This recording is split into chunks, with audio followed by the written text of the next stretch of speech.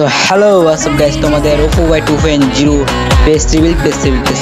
তো এই ভিডিও দেখার আগে তোমরা লাইক কমেন্ট শেয়ার করে দাও যাতে আমিও খুশি হই আপনারাও খুশি হন। Let's go.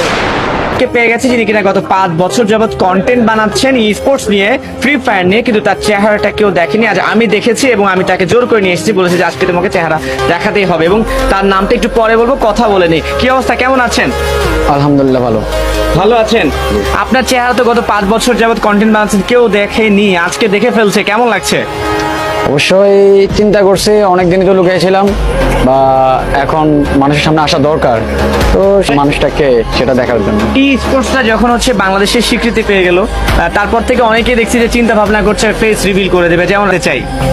কারণ আমরা যত কন্টেন্ট ক্রিয়েটর আছে আমরা সকলেই কিন্তু ট্রাই করতেছি আমরা স্পোর্টসটাকে সামনের দিকে এগিয়ে নিতে। হ্যাঁ। তো অবশ্যই সেই ক্ষেত্রে হচ্ছে যে আমাদের ফেসটা দেখানো খুবই দরকার, কারণ হচ্ছে যে আমরা সবার সামনে আসা যে না এই পার্সনটাই আমি দেখাতে চাচ্ছি যে না আমি এই ইভেন্ট বা এই স্পোর্টসের মধ্যেই আমি আছি, সেই জন্য।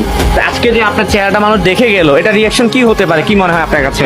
আসলে অনেকদিন ধরে সবাই চিন্তা করতেছে যে ভাই আপনি কে, মানে আপনাকে একজাক্টলি আমরা চিনি না, কিন্তু আপনাকে যা শুনতেছি, তো চিন্তা করলাম যে না এবার দেখো যে আমি ওপো ভাই 2.0 তোমাদের। সেই নামটা বলে দিতে ওকে, ওপো ভাই 2.0। হ্যাঁ, ওকে। তো তোমরা অনেক দিনের ইচ্ছা যে তোমরা আমাকে দেখতে চাইছিলা, তো চিন্তা করলাম যে না আর লুকায় রাখা লাভ নাই, স্পোর্টস চলতেছে, অনেক ইভেন্ট আসতেছে, অনেক জায়গা থেকে হচ্ছে যে নিজেকে হচ্ছে যে কি দূরে সরাই রাখছি, এবার আর দূরে সরাই রাখার কোনো মানে নেই। হ্যাঁ, লোকটা সামলানো যায়নি, সত্যি কথা।